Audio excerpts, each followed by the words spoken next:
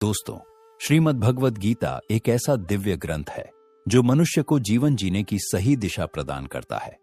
गीता हमें धर्म, कर्म और प्रेम का वास्तविक अर्थ सिखाती है। भगवद गीता का ज्ञान न केवल इस जीवन में बल्कि जीवन के बाद भी उपयोगी माना गया है। यही कारण है कि इसे संपूर्ण जीवन दर्शन कहा जाता है और इसका अनुसरण करने वाला मनुष्य सर्वश्रेष्ठ होता है। गीता में भगवान श्री कृष्ण के वे अमूल्य उपदेश शामिल है जो उन्होंने महाभारत के युद्ध में अर्जुन को दिए थे।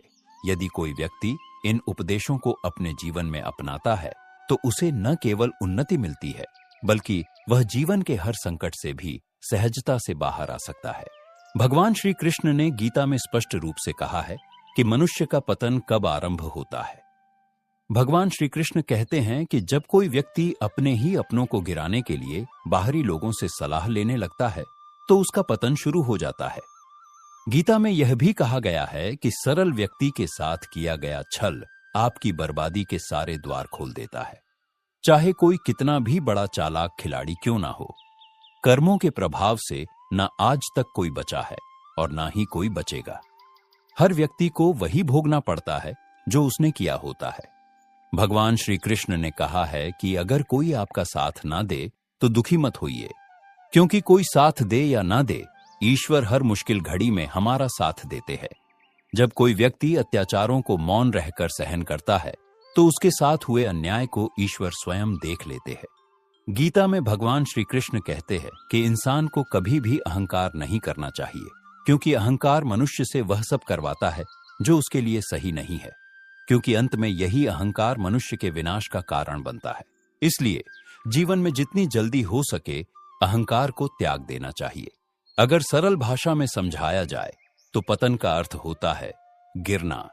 जैसे एक पुरुष का कर्तव्य होता है कि अपने परिवार के लिए धन अर्जित करे, बड़ों का सम्मान करे, छोटों को उचित शिक्षा प्रदान करे, अपने धर्म की तथा परिवार की रक्षा हेतु कार्य करे। यह सब तो पुरुष का कर्तव्य हुआ। लेकिन जब कोई पुरुष यह सब ना करने की बजाय चोरी, दूसरों की स्त्रियों के साथ दुर्व्यवहार और मदिरा सेवन तथा अनैतिक कार्यों में लिप्त हो जाता है तो आप कह सकते हैं कि उस पुरुष का पतन हुआ है। जो पहले उचित कार्य करता था और बाद में अनुचित कार्य करता है उसे आप पतन कह सकते हैं। लेकिन जो पहले से ही अधर्म और अनुचित कार्य करता हो उसे क्या कहेंगे? उनके लिए एक शब्द है पतित। जो पहले से ही गिरा हुआ है उसे पतित कहा जाता है। अब सवाल पतन की शुरुआत का है तो यह तो सबसे आसान सवाल है। जब मनुष्य काम, क्रोध, लोभ, मोह, अहंकार और ईर्ष्या जैसे विकारों के प्रभाव में आ जाता है तो उसी क्षण उसके पतन की शुरुआत हो जाती है। मनुष्य के पतन का कारण बनती है यह 10 आदतें। धन का नाश, जीवन के तमाम सुख और ऐश्वर्य प्रदान करने वाली देवी मां लक्ष्मी को लेकर हर किसी की चाहत होती है कि वो उसके घर में स्थायी रूप से रहे और उसका धन का भंडार हमेशा बढ़ता ही रहे। धन की देवी मां लक्ष्मी उसी के घर में निवास करती है जिनके घर में पवित्रता होती है, जो आलस्य को त्याग कर धर्म के मार्ग पर चलता हुआ कर्म करता है। वही बुरी आदतों वाले अकर्मण्य व्यक्ति के घर से धन की देवी लक्ष्मी रूठ कर चली जाती है। तो आइए दोस्तों, जान लेते हैं कि वो कौन सी बुरी आदतें हैं जिनके कारण धन और सुख का नाश हो जाता है। दोस्तों, भगवद गीता के अनुसार धन की 3 प्रमुख गतियां होती है: दान, भोग और नाश। यदि कोई व्यक्ति धनवान होते हुए भी जरूरतमंदों की सहायता नहीं करता तो निश्चित रूप से समय के साथ उसका वैभव समाप्त हो जाता है। इसी प्रकार यदि वह अपने धन का सदुपयोग नहीं करता और ना ही उसका उचित उपभोग करता है तो वह धन भी व्यर्थ नष्ट हो जाता है। दान और भोग से दूर रहने वाला व्यक्ति अंततः अपने संचित धन को भी खो देता है। यही कारण है कि शास्त्रों में धन के सदुपयोग पर विशेष बल दिया गया है। शास्त्रों के अनुसार आलस्य को मनुष्य का सबसे बड़ा शत्रु माना गया है। कहा जाता है कि जहां आलस्य होता है वहां लक्ष्मी कभी वास नहीं करती। यदि कोई व्यक्ति अपने कार्यों को बार बार टालता है, आज का काम कल पर छोड़ने की आदत रखता है, तो उसके पास धन कभी स्थायी रूप से नहीं टिकता। देवी लक्ष्मी सदैव कर्मशील और कर्तव्यनिष्ठ व्यक्ति के घर में वास करती है, जबकि आलसी व्यक्ति का संचित धन भी धीरे धीरे समाप्त हो जाता है। आलसी व्यक्ति की तरह दिन में सोने वाले व्यक्ति के घर में भी देवी लक्ष्मी कभी नहीं रहती है। ऐसे व्यक्ति का धन बहुत जल्द ही समाप्त हो जाता है। शास्त्रों में स्पष्ट उल्लेख है कि जो व्यक्ति दिन में सोता है उसके घर से लक्ष्मी शीघ्र ही विदा हो जाती है। यही कारण है कि धन की इच्छा रखने वाले व्यक्ति को कभी दिन में नहीं सोना चाहिए। हालांकि दिन में रोगी और बच्चे को सोने की छूट होती है। इसके अतिरिक्त शास्त्रों में यह भी कहा गया है कि कामी यानी वासना में लिप्त व्यक्ति के घर भी लक्ष्मी अधिक समय तक नहीं ठहरती। ऐसे व्यक्ति के पास कितना भी धन आ जाए वह शीघ्र ही समाप्त हो जाता है। दोस्तों, काम की तरह क्रोध भी व्यक्ति के धन के नाश का कारण बनता है। क्रोध व्यक्ति का सब कुछ छीन लेता है। शास्त्रों के अनुसार विपरीत परिस्थिति में कभी भी अपना आपा नहीं खोना चाहिए। विपत्ति के दौरान जो लोग संयम खो देते हैं और गुस्सा करते हैं, उनका और उनके धन का अक्सर नाश होता है। शास्त्रों में क्रोध को असुरों का गुण कहा गया है और इसी कारण असुर हमेशा देवताओं से हारे हैं। तन हो या धन, कभी भी भूलकर इसका घमंड नहीं करना चाहिए। किसी भी प्रकार का घमंड विनाश का कारण बनता है। पौराणिक कथाओं में कई ऐसे उदाहरण मौजूद हैं जिसमें मनुष्य का सर्वस्व घमंड के कारण नाश हो गया। रावण, दुर्योधन, हिरण्यकश्यप, जरासंध, बाली सभी अपने घमंड के कारण सत्ता, धन आदि गवा बैठे। किसी के प्रति ईर्ष्या या जलन अक्सर मनुष्य की प्रगति में बाधक बनती है और अंत में उसके विनाश का कारण बनती है। सही अर्थों में ईर्ष्या करने वाला व्यक्ति स्वयं को जलाता है। किसी भी चीज को लेकर ज्यादा मोह विनाशकारी होता है। सुख, संपत्ति और धन के विनाश का कारण मोह भी बनता है। दरअसल जब किसी व्यक्ति को किसी चीज से अत्यधिक लगाव हो जाता है तो वह उसे पाने के लिए गलत और सही के बीच में भेद नहीं कर पाता है। नतीजा, वह अधर्म के रास्ते पर चलता हुआ अंत में अपना सर्वस्व खो बैठता है। उदाहरण के लिए, धृतराष्ट्र ने अपने पुत्रों से अत्यधिक मोह किया और परिणाम स्वरूप महाभारत का युद्ध हुआ। शास्त्रों में कहा गया है कि संतोषम परमम सुखम, अर्थात संतोष ही जीवन का सबसे बड़ा सुख है, जबकि लालच मनुष्य को विनाश की ओर ले जाता है। लोभ के कारण व्यक्ति वह सब कुछ खो देता है जो उसके पास होता है। इसलिए कभी भी किसी दूसरे के धन को देखकर लालच नहीं करना चाहिए। कौरवों ने पांडवों के धन का लोभ किया, लेकिन अंत में धन और जन दोनों का नुकसान हुआ। पराई स्त्रियों पर गलत दृष्टि रखने वाले व्यक्ति का मान सम्मान और धन सब कुछ नष्ट हो जाता है। जो पुरुष अपनी स्त्री को छोड़कर पराई स्त्री से संबंध रखते हैं या अनैतिक संबंध बनाते हैं, उन्हें जीवन में कभी मान सम्मान प्राप्त नहीं होता है। ऐसा चाल चलन न सिर्फ कलंक बल्कि धन और जीवन दोनों के नष्ट होने का कारण बनता है। दोस्तों, एक बार अर्जुन भगवान श्री कृष्ण के पास आते हैं और उनसे पूछते हैं, हे माधव, मैं आपके समक्ष एक जिज्ञासा लेकर आया हूं। कृपया मुझे बताइए कि मनुष्य का पतन कैसे होता है। तब भगवान श्री कृष्ण ने कहा, हे पार्थ, सफलता की ओर बढ़ने वाले और पतन की ओर जाने वाले व्यक्ति के लक्षण स्पष्ट होते हैं। जो व्यक्ति धर्म, सत्य और सत्कर्मों को अपनाता है वह उन्नति करता है, जबकि जो धर्म से विमुख होता है उसका पतन निश्चित है। जो सत्य और धर्म से घृणा करता है वह पतन की ओर बढ़ता है, जबकि जो धर्म में प्रेम रखता है वह उन्नति करता है। जिसे दुष्ट जनों की संगति प्रिय लगती है और जो सत्पुरुषों से विमुख रहता है वह पतनोन्मुख व्यक्ति होता है। जो आलसी, गप्पी, क्रोधी और कर्तव्यहीन होता है, जो श्रम से बचता है, वह पतन की ओर अग्रसर होता है। जिसके पास धन होते हुए भी वह अपने वृद्ध माता पिता का पालन पोषण नहीं करता, वह पतनोन्मुख व्यक्ति होता है। जो झूठ बोलकर धर्मात्माओं, संतों और सज्जनों को धोखा देता है, वह व्यक्ति पतन की ओर बढ़ता है। जिसके पास अपार धन संपत्ति होते हुए भी वह उसे केवल अपने लिए रखता है और किसी जरूरतमंद को नहीं देता, तो वह पतन के मार्ग पर है। जो अपने जन्म, धन, जाति और बाहरी प्रभाव का अहंकार रखता है और अपने परिजनों से दूर रहता है, वह पतन की ओर बढ़ता है। जो व्यभिचारी, मद्यपी, जुआरी और विलासिता में अपना संपूर्ण धन नष्ट कर देता है, वह पतनोन्मुख व्यक्ति होता है। जो व्यक्ति अपनी पत्नी से संतुष्ट नहीं रहता और अन्य स्त्रियों की ओर आकर्षित होता है, तो उसका पतन निश्चित है। जो किसी अयोग्य, चरित्रहीन या फिजूल खर्च व्यक्ति को अधिकार सौंप देता है, वह व्यक्ति पतन की ओर अग्रसर होता है। जो अल्प साधन होते हुए भी केवल महत्वाकांक्षा के कारण राजा बनने की लालसा रखता है, वह पतनोन्मुख व्यक्ति होता है। हे पार्थ, यही वे लक्षण हैं जिनसे मनुष्य का पतन होता है। अतः यदि कोई व्यक्ति जीवन में उन्नति चाहता है तो उसे इन दोषों से बचना चाहिए और धर्म, सत्य, सेवा, संयम तथा संतोष का पालन करना चाहिए।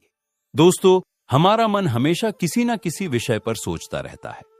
यह विषय उचित या अनुचित कुछ भी हो सकता है, क्योंकि मन का तो काम ही संकल्प विकल्प करते रहना है।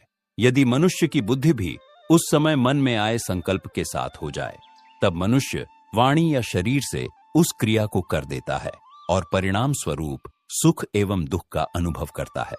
ऐसा भी देखा जाता है कि किसी व्यक्ति की समाज में बहुत प्रतिष्ठा थी और अधिकांश मनुष्यों के लिए बहुत एक आदर्श पुरुष था, लेकिन मन में आए हुए कुछ गलत संकल्पों के कारण वह कुछ ऐसा कार्य कर देता है कि समाज को भी उस पर यकीन करना मुश्किल हो जाता है।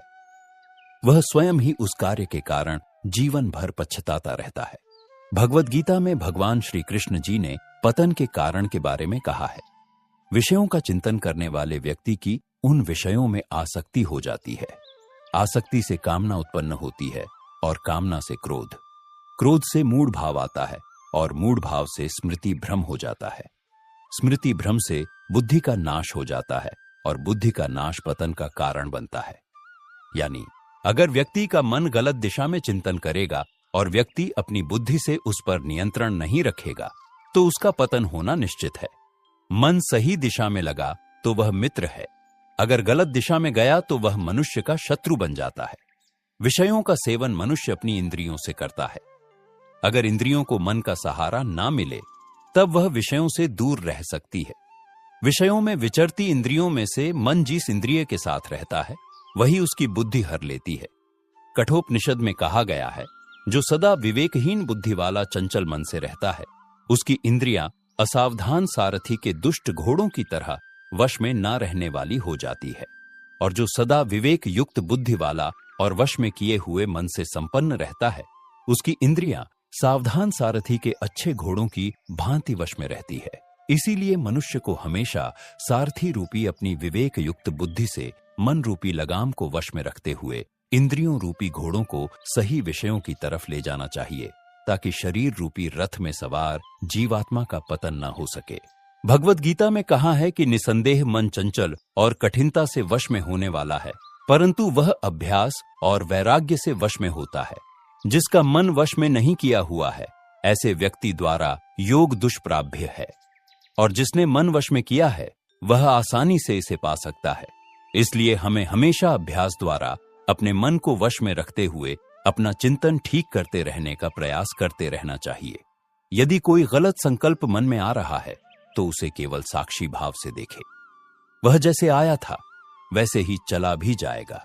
जब मनुष्य अपने मन में आए गलत विषय से अपना संबंध बनाता है तब उसकी उसमें आसक्ति हो जाती है। इससे उसमें उसकी कामना पैदा होती है। एक बार ऐसी कामना पूरी हुई कि फिर इनकी अंतिम झड़ी लग जाती है, यह पूरी नहीं होती। इससे हम क्रोधित होते हैं, हमारी ज्ञान शक्ति नष्ट हो जाती है और हम पतनोन्मुख हो जाते हैं। यह भी देखा गया है कि एक बार पतन होने पर व्यक्ति अपने आप को फिर से संभल नहीं पाता। उनके लिए पतन का अर्थ है संपूर्ण नाश। जैसे छोटे छोटे से बीज से बड़े बड़े वृक्ष की उत्पत्ति होती है, वैसे ही हमारे नाश का बीज है असत विचार और मिथ्या कल्पनाएं। विचार में रचना शक्ति है, यह हमारा निर्माण अथवा नाश कर सकती है। निर्माण और विनाश उस शक्ति के सदुपयोग और दुरुपयोग पर निर्भर करते हैं। जब व्यक्ति किसी विषय को सुंदर और सुख का साधन समझकर उसका निरंतर चिंतन करता रहता है, तब उससे उस विषय में आसक्ति उत्पन्न होती है। इस आसक्ति के और अधिक बढ़ने जाने पर वह उसकी उत्कट इच्छा या कामना का रूप लेती है, जिसे पूर्ण के बिना मनुष्य शांति से नहीं बैठ सकता है। यदि इच्छा पूर्ति के मार्ग में कोई विघ्न आता है तो उस विघ्न की ओर होने वाली प्रतिक्रिया को क्रोध कहते हैं। क्रोध का परिणाम यह होता है कि मनुष्य जहां जो वस्तु या गुण नहीं है उसे वहां देखने लग जाता है, जिसे मोह नाम दिया गया है। मोह का अर्थ है अविवेक। मोह ही स्मृति के नाश का कारण है। क्रोध के आवेश में आकर मनुष्य सभी संबंध भूलकर चाहे जैसा व्यवहार कर सकता है। श्री गुरु आदि शंकराचार्य कहते हैं, कि क्रोधावेश में मनुष्य अपने पूज्य गुरु एवं माता पिता के ऋण को भूलकर उनका भी तिरस्कार करता है। इस प्रकार असद विचारों से प्रारंभ होकर आसक्ति, इच्छा, क्रोध, मोह और स्मृति के नाश तक जब मनुष्य का पतन हुआ तो अगली सीढ़ी है बुद्धि का नाश। बुद्धि में विवेक का वह सारमथ्य है जिससे हम अच्छे बुरे, धर्म अधर्म का निर्णय कर सकते हैं। निषिद्ध कर्मों को करते समय बुद्धि हमें उससे परावृत करने का प्रयत्न भी करती है। यदि यह बुद्धि ही नष्ट हो जाए तो मनुष्य का मनुष्यत्व ही नष्ट हुआ, ऐसा समझना चाहिए। बुद्धिनाश के बाद तो वह पशु से भी हीन व्यवहार करता है और फिर कभी जीवन में श्रेष्ठ और उच्च ध्येय को नहीं समझ सकता है और ना ही प्राप्त कर सकता है। यहां मनुष्य के आश से तात्पर्य यह है कि अपने शुद्ध स्वरूप को पहचान कर वह मनुष्य जीवन के परम पुरुषार्थ मोक्ष को प्राप्त करने योग्य नहीं रह जाता। विषयों के चिंतन को यहां सभी अनर्थों का कारण बताया है। अब आपको मोक्ष प्राप्ति का साधन बताते हैं। क्या लालच भी पतन का एक कारण हो सकता है? तुम्हें झुकना इसीलिए पड़ता है क्योंकि तुम्हारे मन में लालच और स्वार्थ है, अन्यथा तुम्हें कौन झुका सकता है? तुम कुछ सुविधाओं के मोहताज हो और तुम नहीं चाहते कि तुमसे वो सुविधाएं छिन जाएं, इस कारण तुम झुकते हो। कौन तुम्हें गुलाम बना सकता है? बिना तुम्हारी रजामंदी के तुम्हें दो चार छोटी मोटी चीजें मिल रही है और उन चीजों की खातिर तुम अपनी स्वतंत्रता बेच देते हो। झुकने का और कोई कारण नहीं है। कोई तुम्हें मारपीट कर झुकाता है, तुम खुद ही तो झुकते हो ना। तुमने अपने आप को छोटा और कमजोर मान रखा है, इसीलिए तुम झुकते हो। और जब मैं कह रहा हूं कि झुको नहीं, तो मैं यह नहीं कह रहा कि लड़ जा। मैं कह रहा हूं कि सत्य पर अड़िग रहो। मैं हिंसात्मक हो जाने के लिए नहीं कह रहा हूं। मैं कह रहा हूं कि सत्य से मत हटो। पतन को भूल जाइए, पतन होता ही नहीं है। यह सिर्फ जीवन है जो सिर्फ आगे बढ़ता है। इसमें पतन को ज्यादा महत्व नहीं देना चाहिए। अच्छा है, आपको सचेत करता है, लेकिन जब आप ठोकरें खाएंगे तभी पता चलेगा कि आगे अच्छी चीज भी है।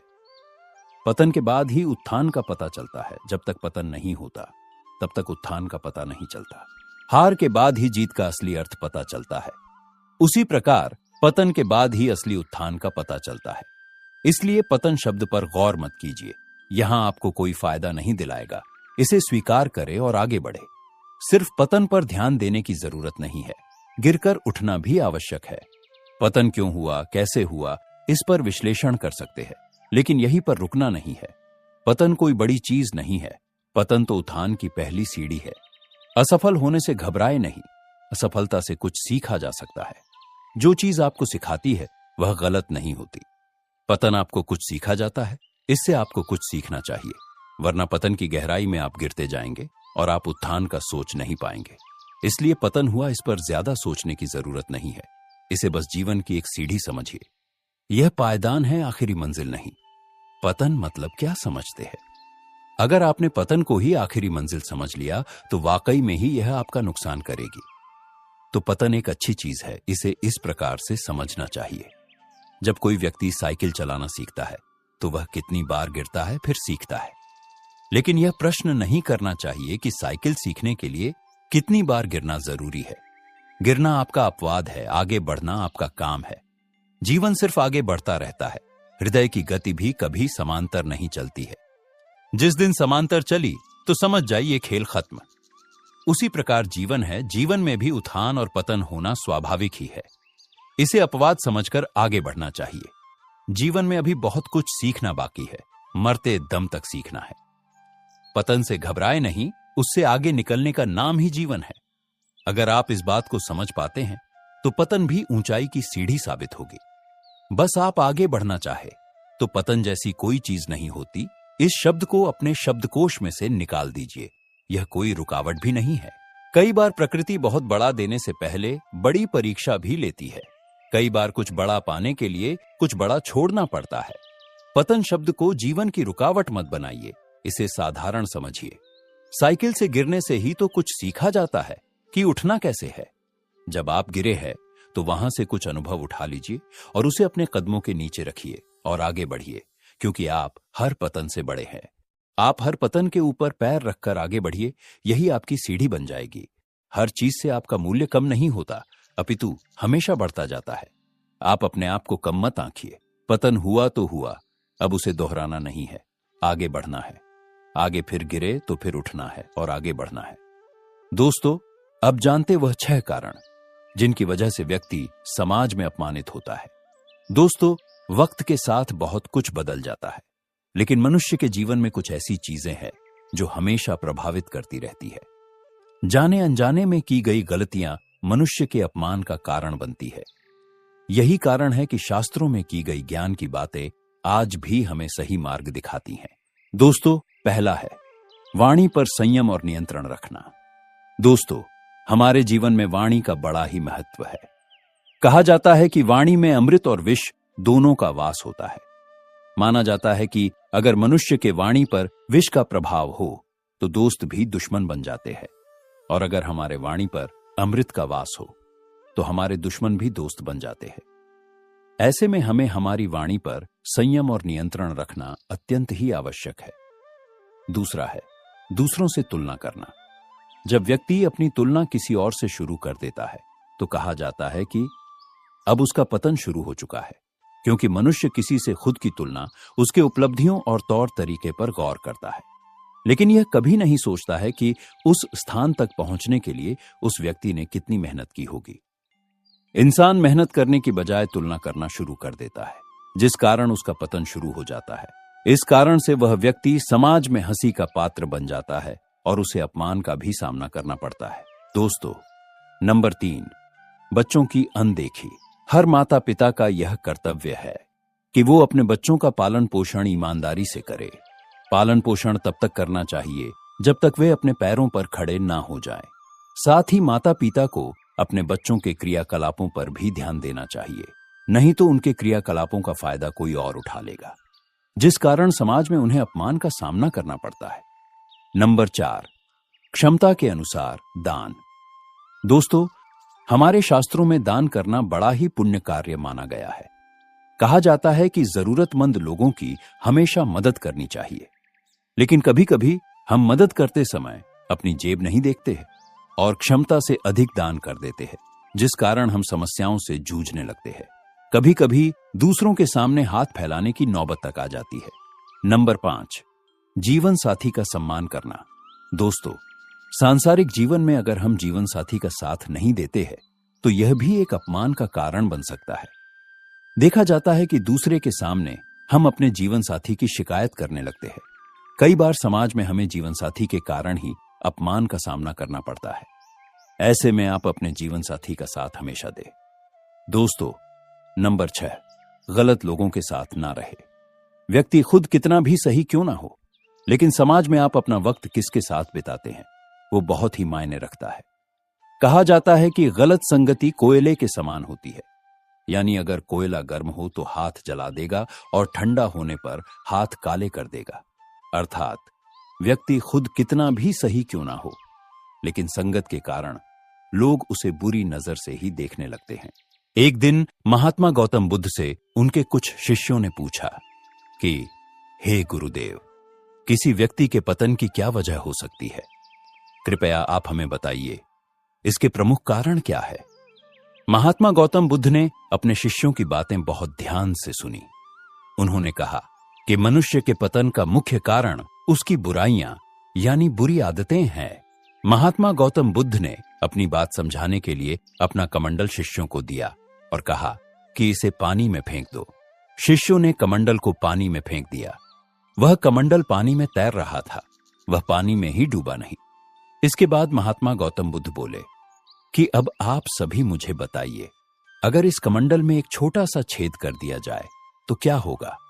शिष्यों ने जवाब दिया कि छेद करने के बाद यह कमंडल पानी में डूब जाएगा। महात्मा गौतम बुद्ध बोले कि आप सभी ने बिल्कुल सही कहा, यह कमंडल छेद की वजह से पानी में डूब जाएगा। ठीक यही बात हम पर भी लागू होती है। किसी मनुष्य का पतन होने के लिए बुराई रूपी एक छेद ही काफी है। हमें क्रोध, लालच, लोभ, नशा, काम वासना जैसी बुराइयों से बचना चाहिए। अगर इनमें से कोई एक बुराई भी हम में होगी तो हमारा जीवन बर्बाद हो जाएगा। इन बुराइयों से बचने के लिए हमें धर्म के अनुसार कार्य करना चाहिए। धैर्य रखिए, अपनी चीजों से संतुष्ट रहे, ध्यान करे, नकारात्मक विचारों से बचे, किसी भी महिला को बुरी नजर से ना देखे। महात्मा गौतम बुद्ध ने इस किस्से में हमें संदेश दिया है कि हमें सकारात्मकता के साथ रहना चाहिए और बुराइयों से हमेशा बचना चाहिए।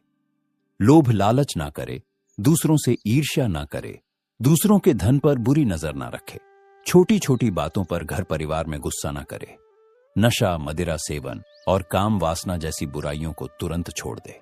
किसी व्यक्ति में कई अच्छे गुण हैं, लेकिन इनमें से कोई एक भी बुराई होगी तो उसका पतन हो सकता है। लोभ एवं लालच व्यक्ति के नैतिक पतन का कारण बनता है। यदि यह व्यक्ति के सिर पर हावी हो जाए तो उसके विवेक का शीघ्र ही हरण कर लेता है। वह व्यक्ति को स्वार्थी और कुमार्गगामी बना देता है। लोभ का सबसे बड़ा नुकसान यह होता है कि वह व्यक्ति को संग्रहशील बनने पर विवश कर देता है। इस संग्रह की क्या सीमा हो सकती है, इस विषय में कोई भी नहीं जान सकता। उच्च और सम्मानित पद पर बैठा हुआ व्यक्ति धन कमाने के नए नए तौर तरीके ढूंढने लगता है। उसे दूसरों को धोखा देने, किसी का गला काटने से परहेज नहीं होता। रिश्वतखोरी करना, भ्रष्टाचार में लिप्त होना, बेईमानी करना, काला बाजारी करना आदि किसी भी अनैतिक प्रकार से धन कमाने का खून उसके मुंह पर लगने लगता है। व्यक्ति धन संपत्ति का संग्रह करते हुए इतनी दूर निकल जाता है जहां उसे अपनों की ही आवाज भी नहीं सुनाई देती है। वह बड़े गर्व से कहता है कि उसने इतना धन कमा लिया है कि उसकी 4 या 6 पीढ़ियां आराम से बैठकर खा सकती है। यहां विचारणीय है कि इंसान स्वयं कठोर परिश्रम करे, पर उसकी आने वाली पीढ़ियों को परिश्रम का महत्व ही न समझ आए। वे निक्कमे बैठकर अपने पूर्वजों की मेहनत की कमाई पर ऐश करे, उसे दोनों हाथों से लुटाकर बर्बाद कर दे। उस समय व्यक्ति यह भी भूल जाता है कि ऐसे पाप कर्म से कमाया हुआ धन नष्ट भी तो हो सकता है। कब बाढ़ आ जाए, भूकंप आ जाए, सुनामी आ जाए या कोई महामारी फैल जाए, इसके विषय में किसी को झांत नहीं। उस समय यह सारा कमाया हुआ धन मिट्टी में मिल जाता है। तब हाथ मलता हुआ मनुष्य सिर धरकर रोता है, चिल्लाता है। उस समय उसकी आवाज किसी को भी सुनाई नहीं देती। महासुभाषित संग्रह में कवि ने लोभ के दुष्परिणाम के विषय में सचेत करने का प्रयत्न किया है।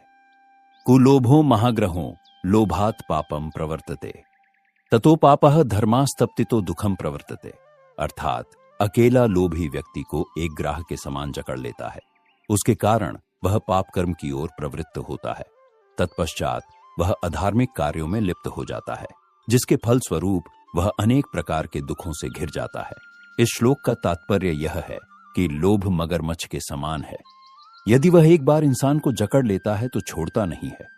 तब असामाजिक कार्यों में लिप्त मनुष्य उसकी जकड़न से छूटने का प्रयास करता है, पर छूट नहीं पाता। तब उसे बहुत कष्ट होता है। वही हाल उस लोभग्रस्त मनुष्य का होता है। उसके चंगुल में फंसा हुआ व्यक्ति बाहर निकलने के लिए छटपटाता रहता है। उससे बचने का मात्र एक ही उपाय है, और वह है अपने लोभ या लालच को नियंत्रित करना। लोभ अपने साथ अनेक बुराइयों को लेकर आता है। कहते हैं लोभो मूलम अर्थ नाम, अर्थात लोभ सभी बुराइयों की जड़ है। धीरे धीरे इंसान उन बुराइयों का घर बनता जाता है। वह बुराइयों को इस प्रकार से आत्मसात कर लेता है कि वे उसके अस्तित्व का ही एक हिस्सा बन जाता है। बहुत दुर्भाग्यपूर्ण स्थिति है कि उस समय चाहकर भी लोभ मनुष्य से बुराई को उससे अलग करके भी लोभ नहीं देख सकते। उसके पास कितनी भी धन संपत्ति क्यों ना हो जाए, फिर भी लोग उससे किनारा करने में ही भलाई समझते हैं। शास्त्रों के अनुसार लोभ व्यक्ति का सबसे बड़ा आंतरिक शत्रु कहा जाता है। बाहरी शत्रुओं की तरह इस शत्रु पर विजय प्राप्त करना बहुत आवश्यक है। जब तक इसे जीता ना जाए तब तक यह इंसान के दुखों का कारण बनता रहता है। यह बुराइयों से दूर नहीं जाने देता। व्यक्ति को अपनी मानसिक शांति और आध्यात्मिक उन्नति के लिए इसे अपने वश में करना ही चाहिए। लालच सभी दुखों का कारण है। जीवन में सफल होना है तो इससे दूर रहे। सफलता की कुंजी कहती है कि सभी प्रकार के दुखों का एक ही कारण है, और वह है लालच। जिस मनुष्य ने लोभ एवं लालच पर विजय प्राप्त कर लिया, समझो उसका जीवन सफल हो गया। आचार्य चाणक्य ने अपनी चाणक्य नीति में कहा है कि लोभ ही दुखों का कारण है। लोभी व्यक्ति अपने जीवन में कभी संतुष्ट नहीं होता है, जिस कारण व्यक्ति हमेशा बेचैन और परेशान रहता है।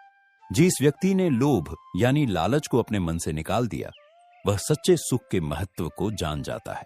श्रीमद् भागवत गीता में भी भगवान श्री कृष्ण ने लोभ से मुक्त रहने का संदेश देते हैं। भगवान श्री कृष्ण अर्जुन से कहते हैं कि जिस मनुष्य ने अपनी इंद्रियों पर नियंत्रण कर लिया, उसके लिए कुछ भी असंभव नहीं है। लोभ इंसान को गलत कार्यों के लिए प्रेरित करता है। गलत कार्यों को करने से व्यक्ति मुसीबत में फंस जाता है।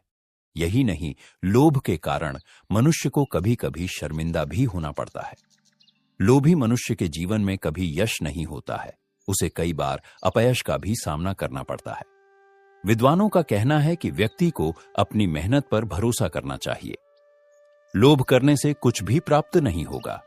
लोभ कई प्रकार की बुराइयों को जन्म देता है और जब व्यक्ति में बुराइयां आ जाती है तो उसकी प्रतिभा का नाश हो जाता है। इसलिए व्यक्ति को लोभ नहीं करना चाहिए। लोभ करने वाला व्यक्ति दूसरों की प्रगति से जलता है और उसे नीचा दिखाने के लिए कभी कभी व्यक्ति अनैतिक कार्यों को करने लगता है। जीवन में जब ऐसी स्थिति बनने लगे तो व्यक्ति का पतन आरंभ हो जाता है। विद्वान कहते हैं कि लोभ से मुक्त रहने के लिए व्यक्ति को अपनी इंद्रियों पर विजय प्राप्त करनी चाहिए। धर्म और अध्यात्म को अपनाने से लोभ दूर होता है। मनुष्य जब जीवन के महत्व को जान लेता है तो लोभ समाप्त हो जाता है। प्रकृति और मानवता के नजदीक आने से लोभ की कामना दूर होती है। तो दोस्तों, आज के लिए बस इतना ही। आशा है यह वीडियो आपको जरूर पसंद आई होगी। अगर यह वीडियो आपको अच्छी लगी हो तो वीडियो को लाइक और चैनल को सब्सक्राइब अवश्य करें। इस वीडियो को अपने दोस्तों के साथ भी शेयर करें। कमेंट बॉक्स में लिखिए जय श्री राधे कृष्ण। तो मिलते हैं अगले वीडियो में। तब तक के लिए आप अपना ख्याल रखें। धन्यवाद।